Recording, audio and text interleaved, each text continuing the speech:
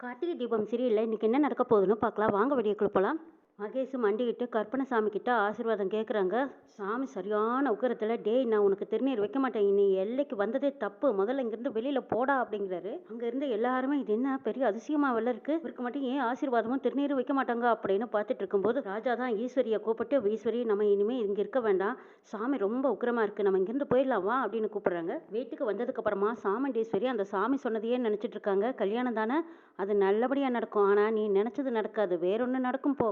எதனால அந்த சாமி அப்படி சொன்னாரு அப்படின்னு யோசிக்கிறாங்க. அங்கே சந்திரா வராங்க. என்னக்கா ஏதோ ஒரு குழப்பத்தோடவும் யோசனையோட இருக்கே, என்ன விஷயம்னு கேட்குறாங்க. பூசாரி சொன்னதுதான் நினச்சிக்கிட்டு இருக்கிறேன், கல்யாணம் நல்லபடியாக நடக்கும், நீ நினைக்காத ஒன்று நடக்கும் போன்னு சொன்னாரே, அது என்னவா இருக்குன்னு யோசிக்கிறேங்கிறாங்க சாமுண்டீஸ்வரி. அக்கா நல்லதே நடக்கும்னு சொல்லியிருக்காருல, அப்புறம் என்னக்கா உனக்கு கவலைங்கிறாங்க.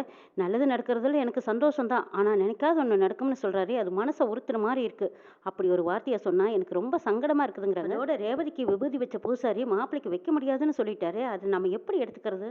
அக்கா இதுக்கெல்லாம் முக்கியத்துவம் கொடுக்காதுன்னு நீயே சொல்லிட்டு இருப்ப, ஆனா நீயே இதை பத்தி யோசிச்சுட்டே இருந்தா என்னக்கா அர்த்தங்கிறாங்க சந்திரா. சந்திரா காரணம் இல்லாம பயப்பட மாட்டேன், ஏற்கனவே ரேவதி கல்யாண விஷயத்துல நிறைய குழப்பங்கள் வந்திருக்கு, இப்ப பூசாரி வேற இப்படி ஒரு வார்த்தையை சொல்லியிருக்காரு, அவர் சொன்னதை நினைச்சு பார்க்கும்போது எனக்கு கலக்கமா இருக்குதுங்கிறாங்க சாமுண்டீஸ்வரி. அக்கா ஒருவேளை வீட்டோட மாப்பிள்ளையா இருக்க நம்ம கிட்ட ஒத்துக்கிட்டு கல்யாணத்துக்கு அப்புறம் ஒருவேளை இருக்க மாட்டாரோ, அதை பத்தி சொல்லியிருப்பாராங்கிறாங்க சந்திரா. இருக்கலாம், ரோகிணி புருஷன் மாதிரி நம்ம வீட்டோட மாப்பிள்ளையா இருக்கிற மாதிரியே நாளைக்கு ரேவதி புருஷனும் வீட்டோட இருந்தா சந்தோஷம் தான், அப்படி இருக்கலைன்னா நம்மளுக்கும் அது கஷ்டம் தானே. இவங்களுக்கு மட்டும் இல்ல, துர்காவும் சுவாதிக்கும் இவங்களுக்கும் மாப்பிள்ளையை பார்க்கும்போது வீட்டோட மாப்பிள்ளையா தான் இருக்கணும், என் பொண்ணுங்க எப்பவும் என் கூடவே இருக்கணும்னு தான் என்னோட விருப்பம். மகேஷை பார்த்தா மறுப்பு தெரிவிக்கிற மாதிரி தெரியல, ஆனா வீட்டோட மாப்பிள்ளையா இருக்க மாட்டாருன்னு நம்ம நம்புற மாதிரியும் இல்லையேங்கிறாங்க. ஆனா பூசாரி எதனால அவருக்கு திருநீர் வைக்க மாட்டேன்னு சொன்னாரு, அதுதான் மனசுக்கு கஷ்டமா நெருடலா இருக்குங்கிறாங்க சாமுண்டீஸ்வரி. அக்கா இந்த ஜோசியம் ஜாதகம் அருள்வாக்கு இதெல்லாம் ஓரளவுக்கு தாங்க நம்பணும், முழுசா நம்பணும்னு வைங்க தான் பயந்துட்டே இருக்கணும், இதெல்லாம் கேட்கவே கூடாதுன்னு சொல்றேன், கேட்டா இப்படித்தான் நம்மளுக்கு பிரச்சனை. அக்கா ரேவதி நல்ல பொண்ணு, அவளுக்கு நல்லதே நடக்கும், நீ கவலைப்படாத. ஆமாமா பூசாரியோட இதைத்தான் சொன்னோட நல்ல மனசுக்கு நல்லதே நடக்கும்னு சொன்னாருங்கிறாங்க. ஆமாக்கா பூசாரி சொன்னதையே நினைச்சிட்டு இருந்தா நம்ம கல்யாண வேலையெல்லாம் கவனிக்க முடியாது, பூசாரி சொன்னதை மறந்துட்டு நம்ம கல்யாண வேலையை பார்க்கலாமாங்கிறாங்க சந்திரா. ஆமாமா நீ சொல்றதும் சரிதான், நடக்கிறது நடக்கட்டும், நம்ம கல்யாண வேலையை பார்க்கலாங்கிறாங்க சாமுண்டீஸ்வரி. அக்கா திரும்பவும் ஒன்று சொல்றேன், அந்த டிரைவர் விஷயத்துல கொஞ்சம் கவனமா இருக்கா, இந்த கல்யாண விஷயத்துல அவனை கொஞ்சம் தள்ளியே வை அப்படின்னு சந்திரா சொல்லுவோம். டிரைவர் விஷயத்த விடு, அதை நான் பாத்துக்கிறேங்கிறாங்க. ஆமா எப்ப சொன்னாலும் நீ இப்படியே சொல்லுக்கா, சொன்னா நீ கேட்க மாட்டே அப்படின்னு சொல்லிட்டு சந்திரா அங்கிருந்து போறாங்க. மாயா சந்திரா இவங்க ரெண்டு பேரும் சிவனாண்டியை போய் பாக்குறாங்க. ஆமா கோயில நடந்த விஷயங்கள் எல்லாம் நான் கேள்விப்பட்டேங்கிறாங்க சிவனாண்டி. எல்லாம் அந்த வீணா போன சாமுண்டீஸ்வரி மருமகம் பண்ற வேலை தான், குடிக்காத மகேஷை குடிக்க வச்சு இதுல வேற வீடியோ வேற எடுத்து வச்சிருக்கான். அந்த வீடியோவை கொண்டு போய் சாமுண்டீஸ்வரிக்கு காட்டும் போது கரெக்டா ஏதோ அந்த வீடியோவில் வாய்ஸ் ரெக்கார்ட் ஆகல, இல்லைன்னா நம்ம எல்லாரும் மாட்டிருப்போங்கிறாங்க மாயா. நம்மள மாதிரி ஆளுங்கள்லாம் கவனமா தான் இருக்கணும். ஆமா அந்த காமெடி பீஸை நம்பி இந்த மகேஷ் போலாமா, நான் ஸ்ட்ரிக்டா மகேஷ் கிட்ட சொல்லிட்டேன், இனிமே இந்த மாதிரி எல்லாம் பண்ணாதுடான்னு, அவனும் பண்ண மாட்டேன்னு சொல்லிட்டாங்கிறாங்க மாயா. எல்லாம் அந்த டிரைவரோட வேலையை தான் இருக்கும், அவன் தான் இந்த மாதிரி எல்லாம் ஐடியா கொடுத்துருப்பாங்கிறாங்க சந்திரா. ஏன் அந்த டிரைவருக்கு எங்களோட விஷயம் தெரிஞ்சு போச்சு, அந்த சாமுண்டீஸ்வரி கிட்ட அவன் போட்டு கொடுக்கலான்னு நினைச்சான், அதுக்கு முன்னாடியே நான் விஷத்தை குடிச்சு நான் டிராமா பண்ணி அவனை உண்மையை சொல்ல விடாம தடுத்துட்டேங்கிறாங்க மாயா. அவனுக்கு எப்படி உங்க விஷயம் எல்லாம் உண்மை தெரிஞ்சதுன்னு கேக்குறாங்க சிவனாண்டி. எப்படியோ தெரிஞ்சுக்கிட்டு எங்க கிட்டயே பணத்தை வாங்கி எங்க முகமுகடியே கிழிச்சிட்டானே, நாங்களும் அவன் தானே தெரியாம எங்களை நாங்களே காட்டி கொடுத்துட்டோம்னு மாயா சொல்லிட்டு இருக்காங்க.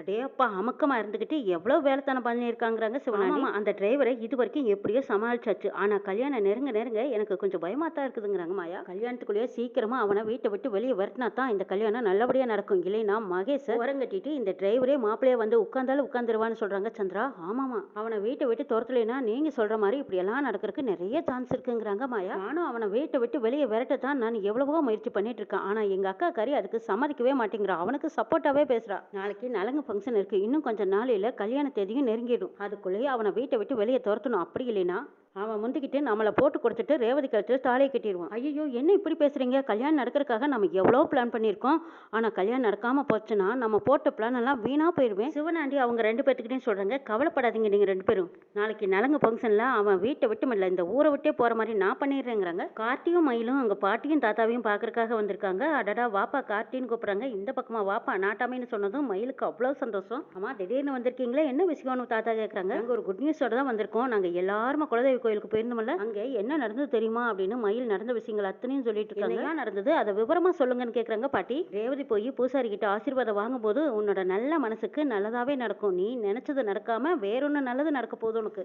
அதை நீ மனசார ஏத்துக்கத்தான் வேணும்னு சொல்லிட்டாங்க. இந்த பக்கமா மாப்பிளைக்கு திருநீர் வச்சு ஆசீர்வாதம் பண்ணுங்கன்னு ராஜா சொன்னதுக்கு, டேய் நான் உனக்கு திருநீர் வைக்க மாட்டேன், நீ முதல்ல மரியாதையா எல்லையை விட்டு வெளியே போ, அப்படித்தான் அந்த பூசாரி மகேஷ விரட்டினார்னு சொல்லிட்டு இருக்காங்க. இதை கேட்டு தாத்தாவும் பாட்டியும் சிரிக்கிறாங்க. ராஜேஸ்வரி மாப்பிளைக்கு விபூதி வைக்க முடியாது, முடியாதுன்னு சொன்னா அப்ப அது என்ன அர்த்தம் தெரியுமா? அப்ப அவன் நம்ம ரேவதிக்கு அவன் மாப்பிள்ளையாக முடியாதுன்னு அர்த்தங்கிறாங்க. அதைத்தான் நம்ம குலதெய்வம் பூசாரி மூலமா உணர்த்தி இருக்கு. அடடா நீங்க அப்படியா சொல்றீங்கன்னு ராஜேஸ்வரி கேட்க, ஆமா சாமுண்டீஸ்வரி கிட்ட கூட நீ நினைச்சது ஒண்ணு நடக்கும், ஆனா நினைக்காத ஒண்ணு நடக்கும்னு சொல்லியிருக்காரு. எங்க அதுக்கும் என்ன அர்த்தம்னு பாட்டி கேக்குறாங்க. அதுவா மகேஷ்க்கு ரேவதிக்கு தான் கல்யாணம் நடக்கும்னு நினைச்சிட்டு இருக்கிறா சாமுண்டீஸ்வரி. ஆனா நினைக்காத ஒண்ணு நடக்கும்னா அப்ப மகேஷ் மாப்பிள்ளையா இருக்க வாய்ப்பே இல்லைங்கிறாங்க தாத்தா. அச்சோ நீங்க சொல்றது நிஜமா? அப்ப நம்ம பேரன் தான் மாப்பிள்ளையாவான்னு சொல்றீங்களாங்கிறாங்க. அட ஆமா ஆமாங்கிறாங்க தாத்தா. என் பேரனுக்கும் பேத்திக்கும் தான் கல்யாணம் நடக்கும்னு நான் வணங்குற அந்த முருகனே சொல்லியிருக்கானே.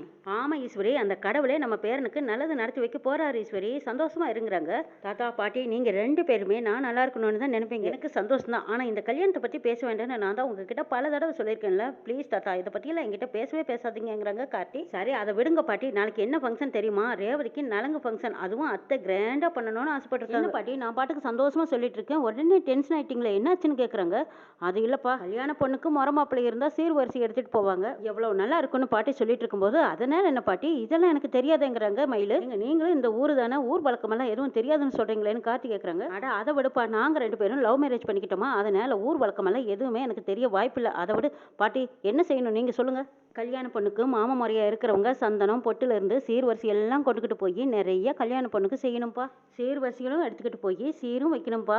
சரி ஒரு நிமிஷம் இருந்துட்டு போறாங்க பாட்டி. நாட்டாம ராஜேஸ்வரி பாட்டி வரட்டும், அது வரைக்கும் வந்து கோருங்க வாங்கன்னு கூப்பிடுறாங்க. ஐயோ பெரிய நாட்டாம நீங்க உட்காந்துருக்கீல, நான் எப்படி உட்காருவேன்னு நிக்கிறாங்க மயிலு. பாட்டி கையில ஏதோ கொண்டு வராங்க. என்ன ராஜேஸ்வரி இதுங்கிறாங்க. ஆமாங்க, பேத்திக்கு தான் நம்மளால ஒண்ணுமே செய்ய முடியல, இவளுக்காவது நம்ம முறையா செய்யணும் இல்லைங்க. இங்க பார்ப்பா கார்த்தி, ரேவதிக்கு நலங்கு வச்சு இதோ இதில் இருக்குது இந்த செயின், இதை அவ கழுத்துல போட்டிருப்பா. பாட்டி நான் எப்படி ரேவதி கழுத்துல செயின் போட முடியும், எந்த உரிமையில செய்யறேன்னு கேட்டா நான் என்ன சொல்லுவேங்கிறாங்க கார்த்தி. நீ நினைச்சா எல்லாம் முடியும்பா, உன்னால முடியும்பா, எப்படியாவது இந்த செயினை அவ கழுத்துல போட்டுரும், எனக்கு அது போதுங்கிறாங்க பாட்டி. ஏற்கனவே அங்கே பிரச்சனை போயிட்டு இருக்கு, நான் யாருங்கிறத கண்டுபிடிக்க அந்த சந்திரா துருவி துருவி விசாரிக்கிறாங்க. நான் போய் இந்த செயினை போட்டேன்னா கண்டிப்பாக பிரச்சனை ஆகும், இதெல்லாம் வேண்டாம் பாட்டிங்கிறாங்க கார்த்தி. இப்போ கார்த்தி அந்த சந்திரா ஒரு சப்பக்கட்டு, அதெல்லாம் ஒரு பெருசாக எடுத்துக்காத, தாத்தாவும் பாட்டியும் கொடுக்குறாங்களே அதை வாங்கிட்டு போய் நீ தைரியமாக செய்யப்பாங்கிறாங்க மயிலு. ஆமாப்பா அவ கிடக்குறா, நீ செய்கிற முறையா செய்யுங்கிறாங்க தாத்தா. எப்படியாவது மகேஷ் கிட்ட இருந்து ரேவதியை காப்பாற்றணும், அதுதான் முக்கியம் தாத்தாங்கிறாங்க. ஆமாப்பா அதையும் செய்யி இதையும் செய்யி, ஆனால் இன்னும் எத்தனை நாளைக்கு அந்த தீபாவையே நினச்சிக்கிட்டு நீயும் கல்யாணம் வேண்டாம் வேண்டாம்னு சொல்லிக்கிட்டே இருப்பேன், உனக்குன்னு ஒரு வாழ்க்கை வேண்டாமா, அதை பற்றி நீ யோசிக்கவே மாட்டியாங்கிறாங்க. தாத்தா இந்த விஷயத்தில் என்னை கட்டாயப்படுத்தாதீங்க தாத்தா, இதை பற்றி பேசாதீங்க கஷ்டமாக இருக்குதுங்கிறாங்க கார்த்தி. சரிப்பா நாங்கள் அதை பற்றி எதுவும் பேசல, இந்த சேரியாவது முறையாக கொண்டு போய் ரேவதிக்கு செஞ்சிருப்பா, அது போதும் எங்களுக்கு. பாட்டி இதுக்கு மேலே நான் எப்படி உங்களுக்கு சொல்லி புரிய வைப்பேன்னு எனக்கு தெரியலேன்னு கார்த்தி சொல்லிட்டு இருக்கும்போது மயில், பாட்டி அந்த சீர்வரிசையை கொடுங்க, நான் கொண்டு போய் ரேவதிக்கு செய்கிறேன். அப்பாடா எப்படியோ நல்ல முறையாக செஞ்சா சரி அப்படின்னு தாத்தாவும் பாட்டியும் சொல்லிட்டு இருக்கும்போது சரி தாத்தா நாங்கள் வரோம் அப்படின்னு சொல்லிட்டு கார்த்தி மயில் 2 பேரும் கிளம்புறாங்க. கார்த்தி முன்னாடி வந்ததுக்கு அப்புறமா மயிலை தனியாக கூப்பிடுறாங்க. பாட்டி எப்படியாவது என் பேத்தி கழுத்துல என் பேரன் அந்த செயினை போட வச்சிருப்பா. பாட்டி இந்த நாட்டாம கிட்ட பொறுப்பை கொடுத்துட்டீங்கல்ல, நான் எப்படி செய்ய போறேன் பாருங்கிறாங்க மயிலே. நாட்டாம இந்த மாதிரி ஃபங்க்ஷன் எல்லாம் போன்லயே பார்க்கலான்னு சொல்றாங்களே, அந்த மாதிரி நீ எங்களுக்கு காட்டுறியப்பா. எங்க இதை கூட நான் பண்ண மாட்டேன்னா, நான் வீடியோ கால் பண்றேன், நீங்க அதுல பாத்துக்கோங்க அப்படின்னு சொல்லிட்டு மயில் வராரு. எப்பா சிலம்பு என்னை விட்டுட்டு போயிடாதேன்னு வந்து நிக்கிறாங்க. எங்க நீங்க தேவையில்லாத வேலையெல்லாம் பார்த்துக்கிட்டு இருக்கீங்கன்னு சொல்றாங்க கார்த்தி.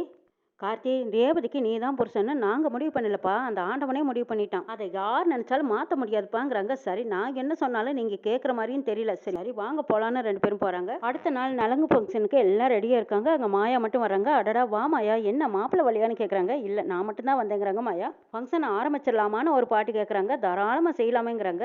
சரி அப்போ பொண்ணை வர சொல்லுங்கிறாங்க. ரேவதியை கூட்டிகிட்டு வாங்கங்கிறாங்க சாமுண்டீஸ்வரி. ரேவதிக்கு அலங்காரமெல்லாம் முடிச்சு துர்காவும் ரோஹிணியும் 2 பேரும் கூட்டிகிட்டு வராங்க. நடுவில் நிற்கிற ரேவதி அவ்வளோ தேவதை மாதிரி அவ்வளோ ஒரு அழகா இருக்கிறத பார்த்து ரசிக்கிறாங்க சாமுண்டீஸ்வரி. சாமுண்டீஸ்வரிக்கு முன்னாடி வந்து நிற்கிறாங்க ரேவதி. ஆஹா எவ்வளவு அழகா இருக்கு ரேவதி, என் கண்ணே பற்றும் போல இருக்குன்னு திருஷ்டி நட்டை எடுத்து அனுப்புறாங்க சாமுண்டீஸ்வரி. ஏமா நலங்கு ஆரம்பிச்சிடலாமான்னு பாட்டு கேட்குறாங்க. சாமுண்டீஸ்வரியும் ஆரம்பிக்கலாமேங்கிறாங்க. மருமாமா யாராவது இருந்தாங்கன்னா அவங்க தான் வந்து சந்தனம் போட்டு வச்சு நலங்கு ஆரம்பிக்கணும், அவங்கள முன்னாடி வர சொல்லுங்கன்னு சொல்றாங்க பாட்டி. மருமாமா யாரும் இல்லைன்னு சொல்றாங்க சாமுண்டீஸ்வரி. ஏன் இல்ல, மருமாமா இருக்காரு, அவர் முதல்ல நலங்கு வைக்கிட்டுங்கிறாங்க மயில். மாப்பிள்ள என்ன சொல்றீங்க, எனக்கு தெரியாம மருமாமா யார் இருக்கான்னு கேட்குறாங்க சாமுண்டீஸ்வரி. அட இது கூட தெரியாமையா இருக்கீங்க, இங்க நிக்கிறாரு ராஜா, இவர் தான் மருமாமாங்கிறாங்க. அவரே மருமாங்கிற முறையில சீர் செய்யட்டும்ங்கிறாங்க.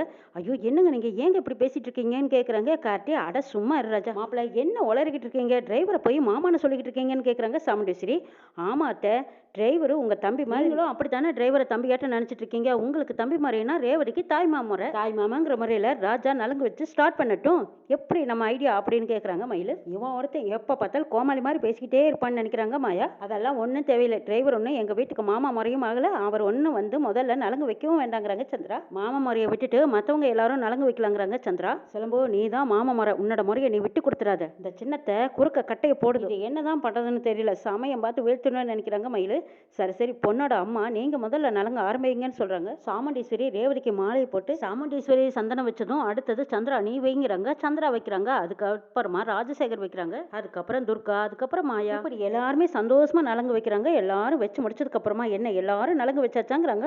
வச்சாச்சேங்கிறாங்க சாமுண்டீஸ்வரி. சரி, மொத்தம் எத்தனை பேர் நலங்கு வச்சிருக்கீங்கன்னு கேக்குறாங்க. 20 பேர் வச்சிருக்கோங்கிறாங்க. ஐயோ, ரெட்டப்படையில வைக்க கூடாது, ஒத்தப்படையில தானே வைக்கணும். இன்னும் ஒரு ஆளுக்கு எங்க போறதுங்கிறாங்க. ஒத்தப்படையில தான் வைக்கணும்னா இதோ இங்க நிக்கிறாரு டிரைவர், இவர் வைக்கட்டுமே. மாப்பிள்ளை சொன்ன மாதிரி இவரை என் தம்பியாவே நான் நினைச்சுக்கிறேங்கிறாங்க சாமுண்டீஸ்வரி. டிரைவர் நலங்கு வைக்கட்டும், கணக்கு சரியா இருக்குங்கிறாங்க சாமுண்டீஸ்வரி. ஆஹா சூப்பர் அத்தை அப்படிங்கிறாங்க மயிலு. மாயாவுக்கும் சந்திராவுக்கும் டிரைவர் நலங்கு வைக்கட்டும்னு சொன்னதும் அப்படியே பகீர்னு நிக்கிறாங்க. கார்த்தி நலங்கு வச்ச கையோட கையில வச்சிருந்த அந்த செயினையும் போட்டு விடுறாங்க. இன்னும் என்னெல்லாம் நடக்க போகுதுங்கிறதையும் நாளை எபிசோட்ல பார்க்கலாம்.